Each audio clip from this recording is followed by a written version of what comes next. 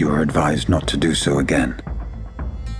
You will not be shown the same clemency a second time. May God bless you.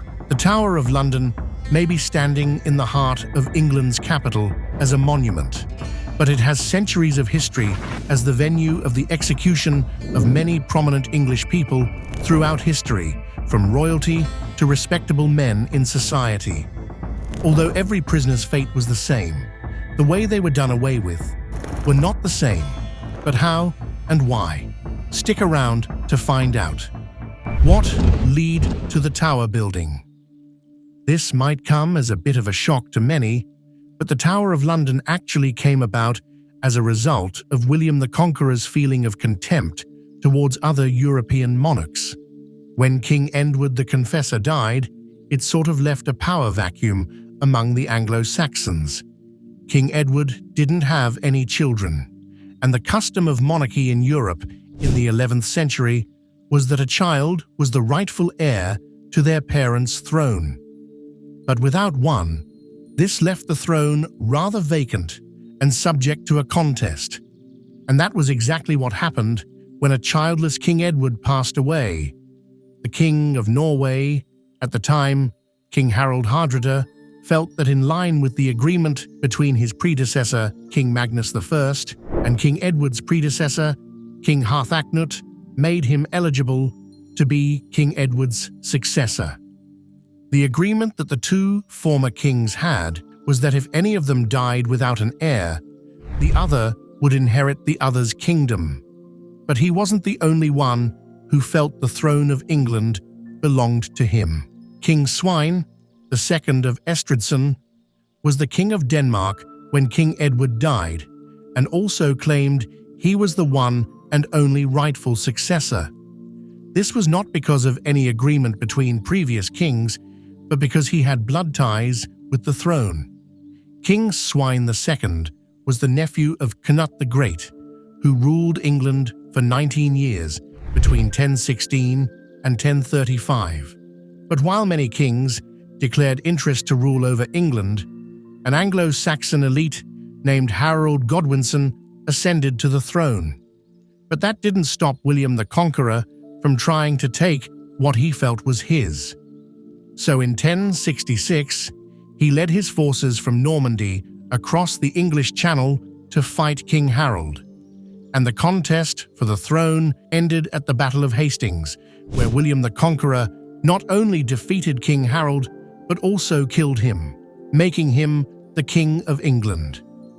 The death of the former king was not enough for William the Conqueror to cement his authority. He wanted the people of the British Isles to know that his authority was legitimate, here to stay, and would not be subject to any threat. And nothing said this more than the many castles throughout England. In the 21 years following his victory, in 1066, King William had built 36 castles. One such castle was one on the north side of the River Thames in central London, the Tower of London. It was also called the Fortress of the Tower of London, and for good reason. The construction of the monument. The castle sits on 12 acres of enclosed land. To put that into perspective, that's the size of 11.5 football fields. The tower that is known as the Tower of London is the White Tower. It's a rectangular structure with 4 corner turrets. Although the White Tower is the best known and most iconic, the Tower of London has 23 named towers, and that's not to mention all the smaller turrets. The many buildings at the tower have facilitated stores, a royal mint, and even an observatory. The White Tower had 4 floors, but with a basement, it made this structure a 2-story building, which during the 11th century was impressive.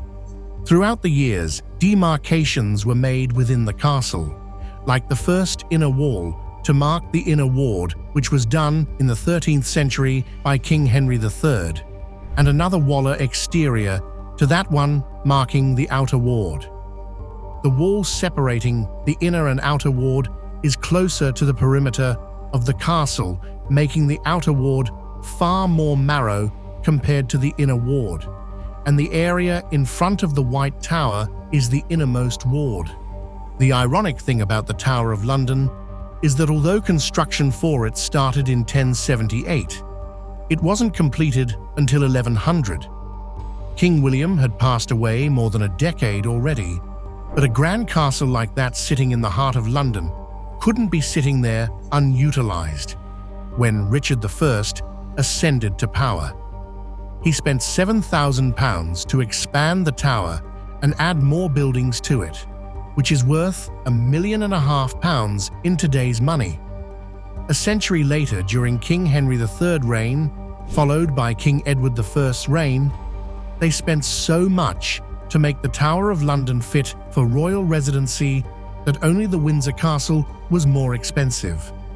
After every successive ruler of England came about, they would add their touch to the tower's architecture and interior until its long use as a prison and execution ground made it less appealing and gave royalty less of a reason to spend so much beautifying the place. But while in the early years of the Tower of London's construction, it was used for noble causes, it soon became the site of ugly things and atrocities. The purpose of the tower. When the Tower of London was first built, it was built to help King William control of England. It was more or less like a defensive stronghold, given the volatility of a freshly conquered kingdom. Not long after King William's death, King Henry II doubled down on the tower's strength as a stronghold and fortress. But by the time Henry III came, he had turned it into a place of residence for royalty. But royalty wasn't the only thing the Tower of London was housing. Along with the king, the tower housed coins as it served as the royal mint and treasury. But the tower was also used for nefarious purposes as well. It was also a prison not for commoners, because the first person who was ever locked up there was the Bishop Ranulph Flambard, the Bishop of Durham, in 1099. But what could an ordained spiritual minister possibly have done to land himself in prison? King Henry I sought to distance his reign from the previous administration's excesses. Consequently, Flambard was arrested on charges of embezzlement and imprisoned in the Tower of London on August 15, 1100, becoming its first recorded prisoner. Despite the tower's formidable reputation, Flambard orchestrated a daring escape. On February 2nd, he hosted a lavish banquet for his guards, during which he plied them with copious amounts of wine. Once they were inebriated and had fallen asleep, Flambard retrieved a rope that had been smuggled into his cell, concealed in a flagon of wine. He used the rope to lower himself from a window in the White Tower, successfully escaping captivity. But not every prisoner was as lucky as him. For the next half a millennium, starting from the 1200s, the Tower of London was the site of many gruesome executions. Some were public enemies, and their demise was rejoiced. At the same time, others were victims of political turmoil and were more or less innocent. The Bloody Tower. After a prisoner has been held for an extended period, depending on their sentence, they normally await the day of their execution. There were so many such executions that the Tower of London was called the Bloody Tower. However, the Tudor era of English history was a time when classism was the order of the day, even in how prisoners were executed. Executions carried out on Tower Hill were subject to the public's expectations. Prisoners whom the public would enjoy viewing their end were executed here, and it was seen as justice taking its course.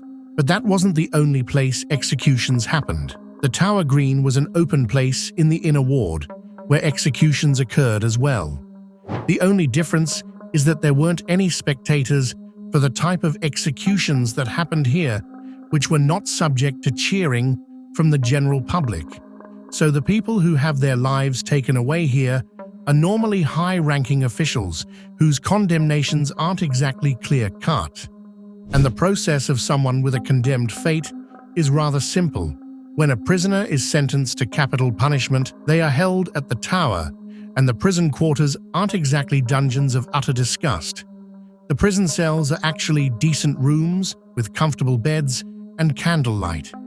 Most prisoners get visited by a priest who offers them counsel as their end draws close. On the morning of their demise, they are allowed a simple meal before getting dressed for their doom. They get escorted out in shackles to either Tower Hill or Tower Green. At the scaffold, there would be a wooden block that the prisoner would either kneel by or sit on. Even then, the execution wouldn't just take place yet.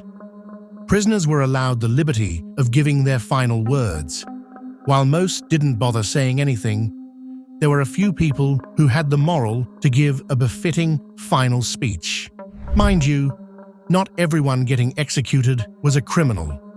Some were innocent people caught up in conspiracies.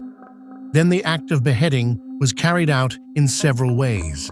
The most common way was the prisoner's head getting chopped off swiftly by an executioner with an axe. The executioners were trained swordsmen who were skilled with a blade.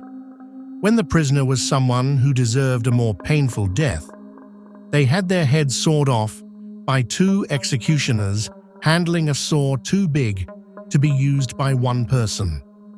The person getting executed had to be tied very tightly so they wouldn't be able to put up a fight. Using this saw in itself was torture, as those sentenced were forced to die slowly and painfully. This made the beheading process nastier, slower, and more bloodier. But that still wasn't the most atrocious way of getting executed. The worst of the worst prisoners were first dragged through the castle on a horse, leaving them seriously bruised before they were condemned to death by hanging. This was even slower and more painful than getting beheaded. Even at that, their punishment didn't stop there. They were dismembered in a process called quartering, which involved their limbs being chopped off. And even after that, it didn't stop there. Their mutilated body parts were hanged in public places as a sign to anyone that they would suffer the same fate if they did the same crimes. And there was still another method of execution. Although the fate was the same, ending in the lifeless body of the prisoner, it was considered mercy compared to the other methods. This was reserved for the highest class of prisoners. The elites and royals were sentenced to capital punishment, more or less out of grudges and ill will. Their execution wasn't just private, they had the luxury of it being quick and easy. Their executioners used swords instead of axes, and it used to be so quick that some of the prisoners' heads kept twitching despite being decapitated. And with over 500 years of a history of executions, there have been beheadings so shockingly outrageous that they have lived on throughout history. Famous and noteworthy executions. One of the most notorious criminals, whose execution was even commemorated with public holiday, was Guy Fawkes. Guy Fawkes was born in York in 1570. The son of Edward, a church lawyer and prominent Protestant in the city, and Edith, whose family included secret Catholics. He had two brothers, John and Christopher. At that time, it was dangerous to be Catholic. Many plots and rebellions against Elizabeth I were led by Catholics, which led to severe reprisals. Priests who were caught leading secret services were tortured and executed. With the new reign, Catholics across the country had hoped for an end to the religious persecution they suffered for so long. After all, the king's mother, Mary, Queen of Scots, had been a devout Catholic. However, they were soon disappointed. The Protestant James I wasn't a tolerant king.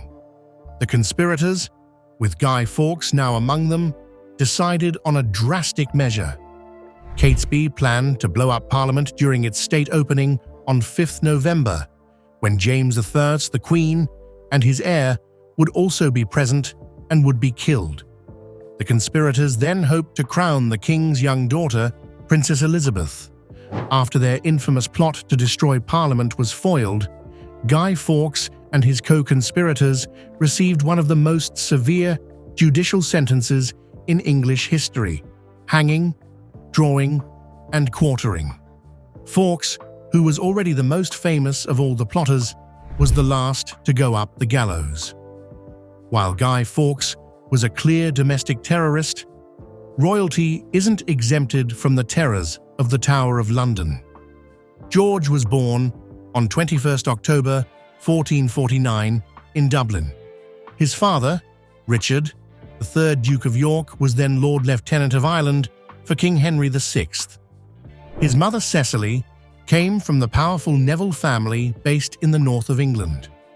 His family was soon caught up in the Wars of the Roses as tension built. In 1459, George was at Ludlow when his father and older brothers fled, leaving him behind with his mother, older sister Margaret, and younger brother Richard, and a royal army sacked the town and castle. George was placed into his aunt's custody. His fortunes changed the next year when his father was appointed heir to the throne.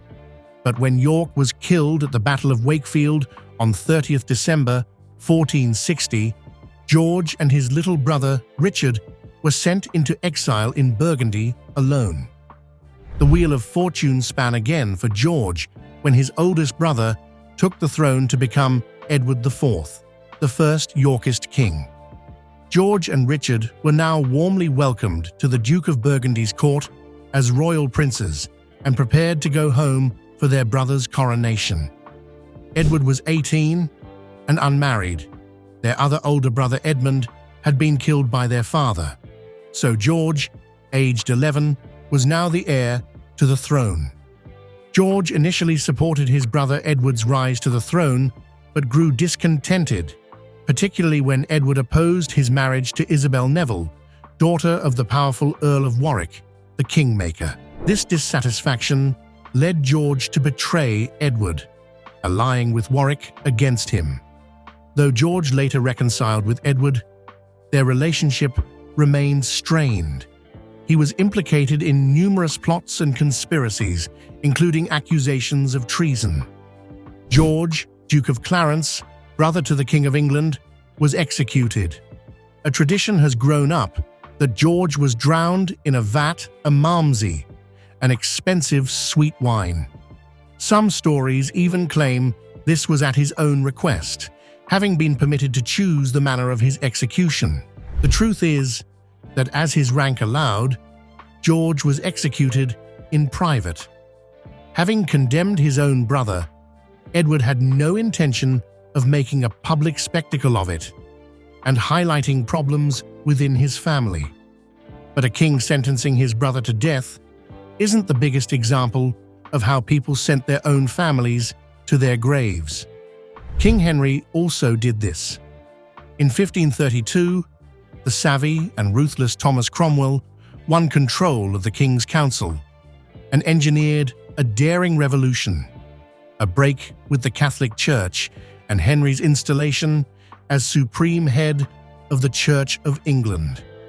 Many unhappy Britons blamed Anne, whose sympathies lay with England's Protestant reformers even before the Church's steadfast opposition turned her against it. Anne's relationship with Henry had soured, and he had his eye on her lady-in-waiting, the demure Jane Seymour. After Anne's latest miscarriage and the death of Catherine that same month, rumors began flying that Henry wanted to get rid of Anne so he could marry Jane. Seeing Anne's weak position, her many enemies jumped at the chance to bring about the downfall of the concubine and launched an investigation that compiled evidence against her. After Mark Smeaton, a court musician, confessed that he had committed adultery with the Queen, the drama was set in motion at the May Day celebration at the King's Riverside Palace at Greenwich.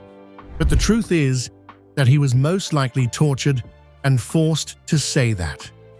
King Henry left suddenly in the middle of the day's jousting tournament, which featured Anne's brother George Boleyn, Viscount Rochford, and Sir Henry Norris, one of the king's closest friends and a royal officer in his household.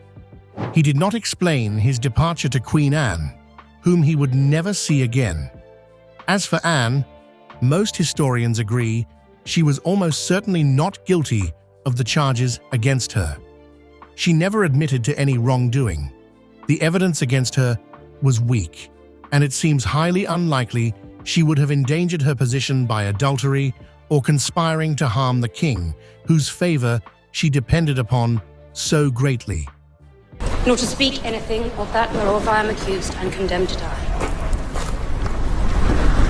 But I pray God save the king, and send him long to reign over you. On the morning of May 19th, a small crowd gathered on Tower Green as Anne Boleyn, clad in a dark grey gown and ermine mantle, her hair covered by a headdress over a white linen coif, approached her final fate. She requested the chance to share her last words, which were granted, and in a compelling speech, she still claimed her innocence and stated she still allegiance to the king. Some may feel her words were laced with bitter irony, but Anne was probably considering the safety of her infant daughter Elizabeth. Anne was buried in the chapel of St. Peter ad Vincula in the Tower.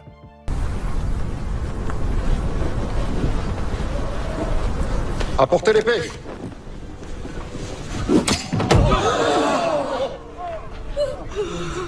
And this wasn't the last time King Henry's spouse was condemned to a gruesome end.